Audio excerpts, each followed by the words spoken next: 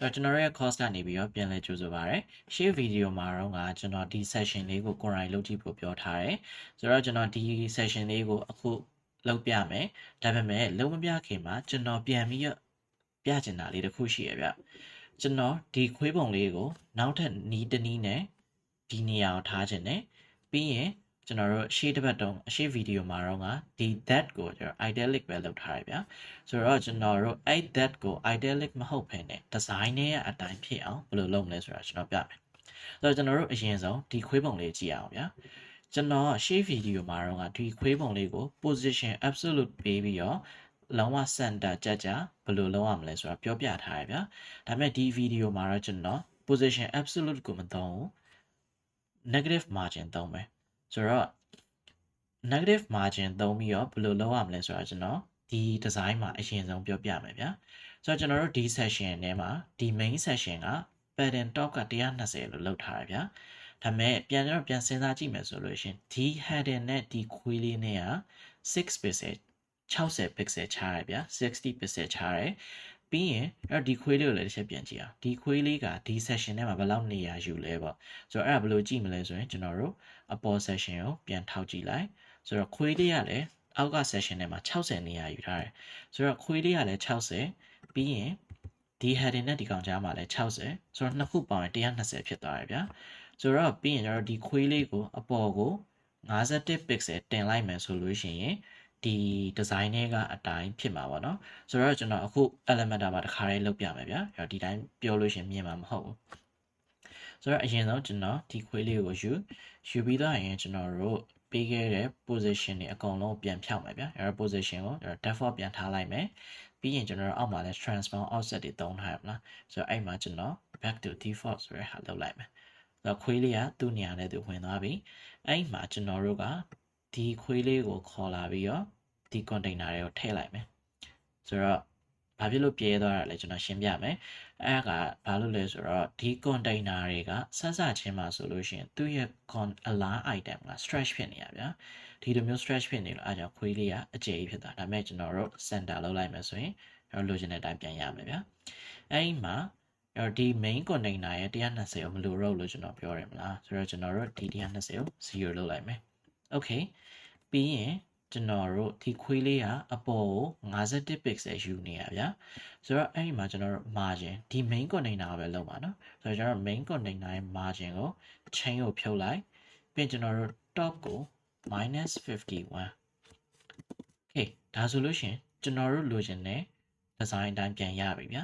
ဆိုတော့ position absolute သုံးမှမဟုတ်ဘူး negative margin နဲ့လည်းလုပ်လို့ရတယ်ပြီးရင်ကျွန်တော်တို့ဒီနှစ်ခုကြားမှာအခုလောလောဆယ်က container က gap က40လို့လုပ်ထားရဗျာဆိုတော့ဒီနှစ်ခုရဲ့ခြားထဲမှာ60ခြားရမလား60ခြားရဆိုကျွန်တော်တို့နောက်ထပ်နှစ်နည်းလုပ်လို့ရသေးရဗျာဒီနှစ်ခုကိုကျွန်တော်တို့ container တစ်ခုထဲမှာထည့်လိုက်ထည့်ပြီးတော့အဲ့ဒီ container ကို gap 40ပေးဒီ container ကို gap 60ပေးအဲ့လိုလည်းလုပ်လို့ရတယ်ဒါပေမဲ့နောက်တစ်နည်းကကျွန်တော်ကတော့အပြင်မဲ့ကြည့်လိုက်တော့မယ်ဗျာအပြင်ကြည့်ပြီးတော့ margin ရဲ့ bottom ကို20လို့ပဲပေးလိုက်တော့မယ်ကျွန်တော် margin ကိုမသုံးဖို့တော့ပြောရဗျာဘာလို့လဲဆိုတော့ margin သုံးလို့ရှိရင်debug လုပ်ရတာကျွန်တော်အမှဒီ space ကဘယ်ရလာလဲဆိုတာမသိဘူးလို့ဘာလို့ဖြစ်တတ်တယ်ဗျာဒါပေမဲ့ကျွန်တော်ကတော့ဒီနေရာမှာတော့20သုံးလိုက်မယ်ဘာဖြစ်လို့လဲဆိုတော့ဒီ element တစ်ခုပဲရှိနေတဲ့အတွက်ကြောင့်မလို့ကျွန်တော်20သုံးလိုက်တာအများကြီးပြန်ရှာစရာလည်းမလိုဘူးပေါ့နော် okay ဆိုတော့ကျွန်တော်ခွေးပုံလေးရပြီပြီးကျွန်တော်တို့ဒီ that ကို design file နဲ့အတိုင်းလောက်ကြမယ်ဆိုတော့ဒီကောင်ကကျွန်တော် designer တွေအနေနဲ့လက်နဲ့ဆွဲထားတဲ့ဟာပေါ့နော်ဆိုတော့ human touch လေးထည့်တာက design မှာပို့ပြီးတော့လှတယ်ဗျာတကယ် intentional ကိုလုံးဝတေချာလောက်ထားတယ်လို့ခံစားအောင်ကျွန်တော်ဒီလိုထည့်ထားတာပေါ့နော်ဒီ that ဆိုတဲ့ဟာလေးကို down လိုက်မယ်ဗျာ down ပြီးသွားပြီဆိုရင်ကျွန်တော်တို့ဒီရှေ့မှာဘယ်လိုလုပ်ကြမလဲဆိုတော့ကျွန်တော်အရင်ဆုံးဒီ container ရဲ့ space ကိုကျွန်တော်ဖြောက်လိုက်မယ်ဗျာ okay ဖြောက်လိုက်ပြီးသွားပြီဆိုရင်ကျွန်တော်နောက်ထပ် container တစ်ခုထည့်မယ်အဲ့ဒီ container နဲ့မှာကျွန်တော်ဓာတ်ပုံရယ်ခုနက that ဆိုတဲ့ဟာလေးရယ်ပြီးရင်ဒီနောက်မှာကြံခဲ့တဲ့ဟာရယ်ကျွန်တော်ထည့်မယ်ဗျာဆိုတော့အရင်ဆုံးကျွန်တော်ဒီ container တွေကို image ထည့်လိုက်မယ် image ထည့်ပြီးသွားပြီဆိုရင်ခုနကကျွန်တော် that ဆိုတဲ့ upload လုပ်လိုက်တယ်ဗျာ that ဆိုတဲ့ဟာထည့်လိုက်မယ်ထည့်ပြီးသွားရင်ဒီကောင်က width က65ရှိမယ်ဆိုတော့ကျွန်တော်65လို့ပေးလိုက်မယ်ဗျာ pixel ပြောင်း95ပြီးရင်ဘေးနားမှာကျွန်တော်တို့ဒီ heading ကိုကျွန်တော် duplicate လုပ်ပြီးရင်ဒီ image ရဲ့ဘေးနားမှာထည့်မယ်ဗျာဆိုတော့ဒီကောင်ကိုဒီ container ကိုကျွန်တော်တို့ horizontal ပြောင်းပြီးရင်ကျွန်တော်တို့ center မှာလိုချင်တဲ့အတွက် center ကိုရွှေ့လိုက်မယ်ပြီးရင်ကျွန်တော် star လေးလိုက်ဖြတ်ပါဗျာ okay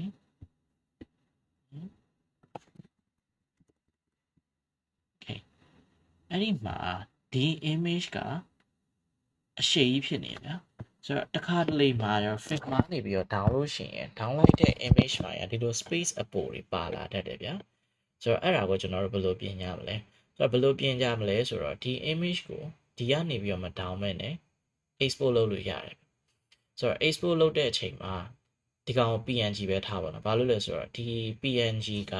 transparent ဖြစ်မှာပေါ့နော်အဲ့တော့တကယ်လို့ဒါ JPG ပြောင်းလို့ရှိရင်ဒီကောင်ရဲ့အနောက်ကအဖြူတွေပါလာပါဗျာ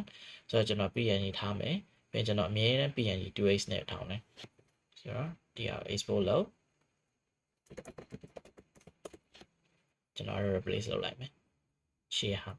မှားနေလို့ okay ပြီးရင်ကျွန်တော်အဲ့ဒီ that ဆိုရဟာပြန်ပြီးတော့တင်မယ်ဗျာအဲ့တော့ကျွန်တော် choose image upload files ပြီးတော့ဒီမှာ and that ဒီကောင်ကျွန်တော်တင်လိုက် okay ပြီးရင် select လုပ်ဒါဆိုလို့ရှိရင်မှန်သွားပြီဗျာဒါမှန်လိုက်နည်းနည်းလေးတော့ space ပါနေသေးတယ်ဒါပေမဲ့ကျွန်တော်တို့ဒီလိုမျိုး fix လိုက်မယ် okay ဒါဆိုရင်ကျွန်တော်လိုချင်တဲ့ဟာရပြီ design နဲ့အတိုင်းရပြီဗျာ right okay ဆိုတော့ဒီကြားရဲ့ space ကိုဘယ်လိုလုပ်ကြမလဲဒီကောင်နဲ့ကျွန်တော်ဒီနှစ်ခုကို container ထဲထည့်လိုက်လို့ရတယ်ဒါပေမဲ့ကျွန်တော်မထည့်တော့ဘူးဒီ container ရဲ့အောက်ကိုကျွန်တော်29ဆိုပြီးတော့ပေးလိုက်မယ်ဗျာ okay ဒါဆိုလို့ရှိရင်ကျွန်တော်တို့ design နဲ့အတိုင်း spacing လည်းရပြီ that ဆိုတဲ့စကားလုံးလေးလည်းရသွားပြီပြီးကျွန်တော်ခွေးပုံလေးကိုလည်း negative margin နဲ့လုပ်ပေးပြီးသားပြီဆိုတော့အဲ့ဒါဆိုရင်ကျွန်တော်တို့ဒီ session ကိုသွားရအောင်ဆိုတော့ဒီ session ကိုခင်ဗျားတို့ဘာသာလုပ်ကြည့်လို့ရတယ်ဆိုလို့ရှင်လဲ congratulation ပါတကယ်လို့မရဘူးဆိုလို့ရှင်လဲကျွန်တော်လုပ်တာကိုလိုက်ကြည့်လိုက်ပါနော် okay ဆိုတော့ဒီ session ကို overview ကြည့်မယ်ဆိုတော့ဒီ session က background image တစ်ခုရှိမယ်ဒီဘက်တောက်မှာစာရှိမယ် matter ရှိမယ်ဆိုတော့အဲ့ဒီတိုင်းကျွန်တော် setup လုပ်မယ်တခါတည်းကျွန်တော် pattern မှာကြည့်သွားမယ်ဗျာဆိုတော့ pattern ကဘယ်လောက်လဲဆိုတော့ဒီမှာမပေါ်သေးဘူးထပ်ပြီးတော့နှိပ် okay ဒါ pattern ကပေါ်အောက်က80ပညာ60ဆိုတော့ကျွန်တော်အဲ့ဒီအတိုင်းထည့်မယ်container flex box ဒီရွေးပြီးတော့ padding ကအပေါ်က80 60 okay ပြီးရင်ကျွန်တော် background image တစ်ခါလေးထည့်လိုက်မယ်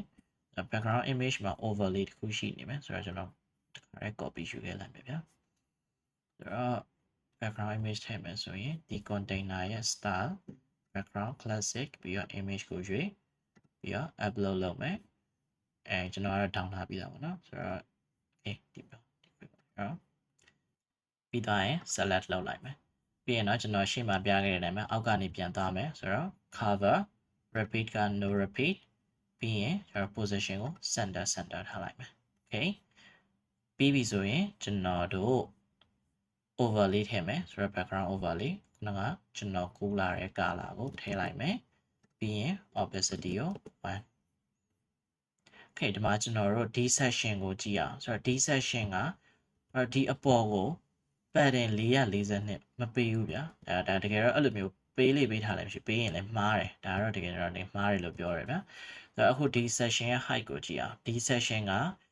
fix height တခုရှိရယ်ရှေ့က2 pixel ဆိုပြီးတော့ fix height ရှိရယ်ဆိုတော့အဲ့ဒီ height အတိုင်းကျွန်တော်တို့ container ရဲ့ layout မှာ minimum height ကိုရှေ့က2ပေးလိုက်မယ် okay အဲ့ဒါကျွန်တော်တို့ဒီ section ရပြီ section ရပြီဆိုရင်ဒီ content လေးကိုလုပ်ကြမယ်ဆိုတော့ဒီကောင်ကိုကြည့်မယ်ဆိုရင်ဒီဘက်တောက်မှာdesign file ကိုကြည့်အောင် design မှာကသူကအကုန်အပြည့်ယူထားရဗျာဒါပေမဲ့ကျွန်တော် development မှာအဲ့ဒါအပြည့်မရှိဘူးအဲ့ကျွန်တော်ဘယ်လိုမျိုးလုပ်ချင်လဲဆိုတော့ဒီကောင်တွေကဒီနေရာမှာပြတ်သွားဗျာဆိုတော့ဒီနေရာမှာပြတ်သွားတဲ့အတွက်ဒီလောက် width ရှိရင်ရပြီလို့ကျွန်တော်သတ်မှတ်တယ်ဗျာဆိုတော့အဲ့လိုသတ်မှတ်တဲ့အတွက်ကျွန်တော်ဒီကောင်ထောက်လိုက်တဲ့အချိန်မှာ width က900 pixel ရှိနေတယ်ဆိုတော့အဲ့တော့ကျွန်တော် content ထည့်ဖို့အတွက် container လေးတစ်ခုထည့်မယ် ပြီးရင်အဲ့ဒီ container ရဲ့ width ကိုကျွန်တော် pixel ပြောင်း900 pixel လုပ်လိုက်မယ်ပြီးရင်ကျွန်တော်တို့ဒီ container လေးကိုဒီအောက်ဘက်တောင်ရွှေ့ခြင်းတယ်ဆိုတော့ကျွန်တော်တို့ flexbox ကိုသုံးပြီးရွှေ့မှာဆိုတော့ parent container အပေါ်ဆုံး container ကိုယူလိုက်ယူပြီးသွားရင်ကျွန်တော်ဒီအောက်ဘက်ကိုကတ်ချင်တာဗျာဆိုတော့အောက်ဘက်ကိုကတ်ချင်တဲ့အတွက်အောက်ကိုရွှေ့လိုက်မယ်ဆိုတော့တကယ်တော့ဒီကောင်က default ကကျွန်တော်ရှေ့မှာပြောခဲ့သလိုပဲ stretch ဖြစ်နေရဗျာဒါပေမဲ့ stretch မဟုတ်ဘဲကျွန်တော် start ကိုရွှေ့လိုက်မယ်တကယ်လို့ center ထားဒီအမှာ end ဆိုရင်ဒီဘက်တောင်ပါ start ပြီးရင်အဲ့ဒီထဲမှာကျွန်တော်တို့တွေစပြီးတော့ content တွေထည့်မယ်ဒီမှာဆိုရင်ကျွန်တော်ကြည့်သလား container နှစ်ခုရှိနေမယ်ဆိုတော့ကျွန်တော်အပေါ် container တစ်ခုထပ်ထည့်မယ်ပြီးရင်အဲ့ဒီ container ကပေါ်အောင်24 pattern ဆိုပြီးရှိနေမယ်ဆိုတော့ pattern ပေါ်24အောက်24ပြီးရင်ကျွန်တော်တို့ heading ကိုကြည့်မယ်ဆိုတော့ heading ကတာမန်အခြေအနေမျိုးမှာဆိုလို့ရှိရင်ကျွန်တော်ဒီနောက်ကကောင် italic ပြောင်းလိုက်လို့ရတယ်ဒါပေမဲ့ဒီနှစ်ခုကိုသေချာကြည့်မယ်ဆိုလို့ရှိရင်သူက style ကွာရုံနဲ့မဟုတ်ဘူး font size လည်းကွာတယ်ဒီကောင်ဆို65ရှိရယ်ဒီကောင်ဆို48ပဲရှိရယ်ပြီးရင် style လည်းကွာပဲပေါ့နော်ဆိုတော့အဲ့ဒါကိုကျွန်တော်ဘယ်လိုလုပ်မလဲကျွန်တော်ဘယ်လိုလုပ်မလဲဆိုတော့အဲ့ဒီအထဲမှာနောက်ထပ် container တစ်ခုထပ်ထည့်လိုက်မယ်ဗျာ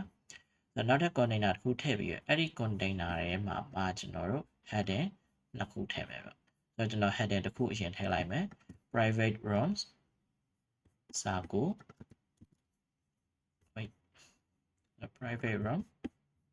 စာကိုပြီးရင်သူက center ဖြစ်နေဆိုတော့ center ဖြစ်နေရော start ကိုပြန်ပြောင်း start ကိုပြောင်းပြီးရင်သူ့ရဲ့ color ကဒီအရောင်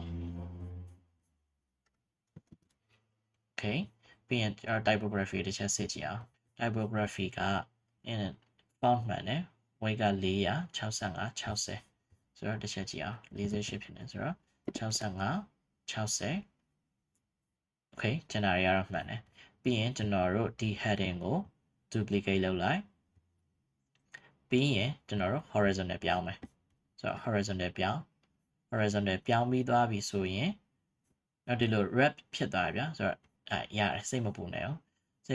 အောင်ရောဒီ heading ကို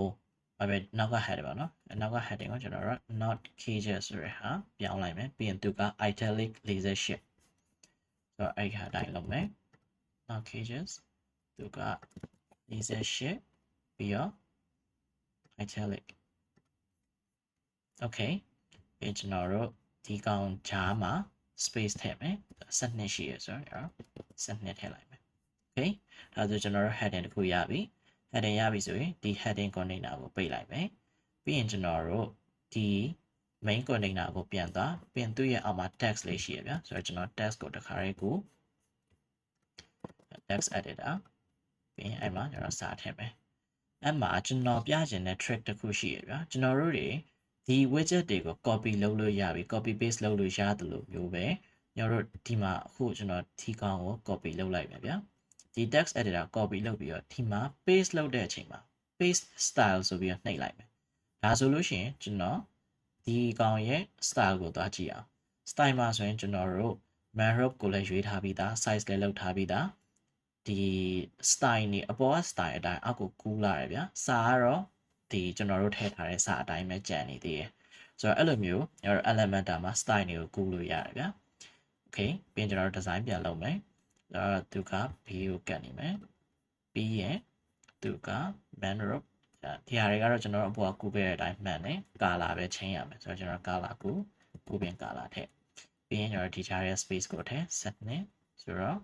ဒီ container နဲ့ဒီ text ကြားရဲ့ space ကိုထည့်ခြင်းအပေါ်ဆုံး container ကိုသွား layout မှာ gap မှာ set နဲ့ထည့်လိုက် okay ဒါဆိုကျွန်တော်တို့အပေါ်တစ်ပိုင်းပြီးသွားပြီဆိုတော့အပေါ်တစ်ပိုင်းပြီးသွားပြီဆိုလို့ရှိရင်ဒီအပေါ် container ကိုပြန်ပိတ်လိုက်မယ်ပြန်ပိတ်ပြီးတော့ဒီ container ထဲမှာဒါက main container ဗျာအဲတော့ content container ထဲမှာပဲနောက်ထပ် container တစ်ခုထည့်မယ်အဲ button ရဲ့စာရဲ့ထည့်ပါလို့ okay ဆိုတော့အဲ့မှာကျွန်တော်တို့ button ထည့်မယ်ဆိုတော့ button ကိုကျွန်တော်အစဆုံးပြန်မလုပ်တော့ဘူးပြန်မလုပ်တော့ဘဲနဲ့ဒီပေါ်ကနေပြီးတော့ copy ယူလိုက်မယ်ဗျာ copy ယူပြီးတော့ဒီ container ထဲမှာလာပြီးတော့ paste လုပ်လိုက်ဖိထားဆိုကျွန်တော် button ရပြီbutton ကိုကျွန်တော်တစ်ချက် size တွေပါတယ်စစ်ကြည့်အောင်ဆိုတော့ဒီ ဒီထဲက text ကဆက်ခွန်24ဆိုတော့ text ကိုကြည့်မယ် typography ဆက်ခွန်24ဆိုတော့ text လေးမှန်တယ်အဲ့မှာကျွန်တော်တို့စစ်ကမှာက padding ဆက်ရမယ်ဆိုတော့ padding ကိုကြည့်အောင်20 48ဆိုတော့20 48 padding လည်းမှန်သွားပြီဆိုတော့ကျွန်တော်စာလေးပြောင်းလိုက်ရင်ရပြီအဲ့တော့ဒီမှာစာပြောင်းလိုက်မယ်ပြီးရင်နောက်မှာဒီလို text လေးတစ်ခုရှိရယ်ဆိုတော့ကျွန်တော်ဒီအပေါ်က text editor ကို copy ယူလိုက်မယ် copy ယူပြီးတော့ဒီ container ထဲမှာ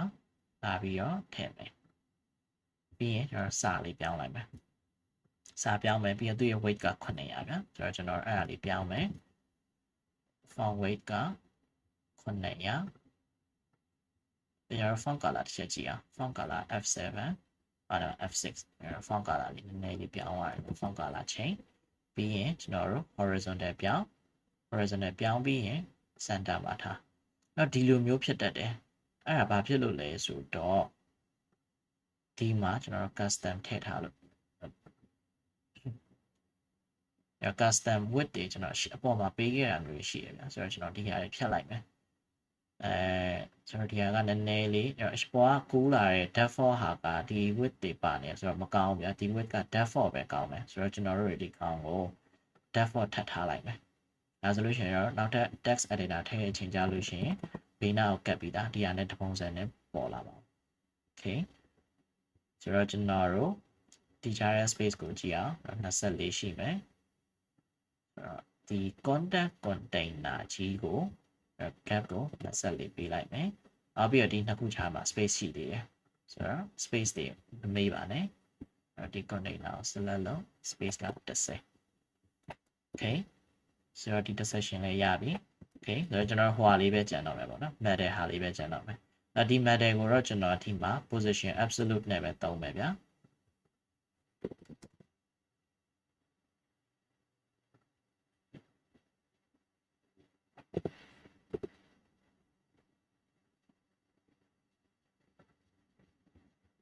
matter ရပြီပြီးရင်ကျွန်တော်ဒီ matter ရဲ့ size ကိုတစ်ချက်ကြည့်အောင်ဆိုတော့ width က120ဆိုတော့ width က pixel 120 okay ပြီးရင်ကျွန်တော်တို့ advanced မှာ position absolute ပြီးရင်သူကညာဘက် out ဆိုတော့အရင်ဆုံးညာဘက် out အဲ့မှာကျွန်တော်တို့ပြန်ပြီးတော့ဘေးနားကိုခွာရမယ်ဆိုတော့ဘေးနဲ့ဘယ်လောက်ကွာလဲဆိုတော့100ကွာတယ်ဆိုတော့ကျွန်တော်တို့ဒီမှာ offset ကို100ပေးလိုက်မယ်ပြီးရင်သူကအောက်ကိုဘယ်လောက်သွားနေလဲဆိုတော့သိချင်ထောက်ကြည့်လိုက်114သွားတယ်ဆိုတော့ကျွန်တော်တို့ဒီကောင်ကို114 okay ဆိုတော့အပေါ်တက်သွားဆိုတော့ရှေ့ကနေ minus ထည့်လိုက်မယ် okay minus 114လဲမှားနေသေးတယ်ဆိုတော့ဒီဟာဆိုရင်ကျွန်တော်တို့ဘယ်လိုလုပ်ကြမလဲokay တော့ဒီလိုပြန်ကြည့်လို့ရတယ်ဒီလို84ဆိုတော့ကျွန်တော်တို့ minus 84 okay ရပြီအဲဆိုလို့ရှိရင်ကျွန်တော်တို့လိုချင်တဲ့ဟာလေးရပါပြီဒါရီကောင်ပြီးသားပြီဆိုလို့ရှိရင်ကျွန်တော်တို့ publish လုပ်လိုက် publish လုပ်ပြီးရင်ဒီမှာ preview ပြန်ကြည့်ရဲ့အချိန်ကြာရင် okay အဲဆိုကျွန်တော်တို့ဒီ that လေးလည်းပြောင်းထားတယ်ဒီကောင်လေးကိုလည်း negative margin ပြီးရင်ကျွန်တော်တို့ဒီ section ကိုလည်းပြီးသွားရပါတော့ပြီးရင်ဒီ matter လေးလည်း position absolute နဲ့ထည့်ပြီးသွားပြီ okay ဆိုတော့ကျွန်တော်တို့ဒီနေ့ lesson လေးကတော့ဒီလောက်ပါပဲဆိုတော့နောက်ထပ် lesson တွေကြမှာပဲပြန်တွေ့ရမယ်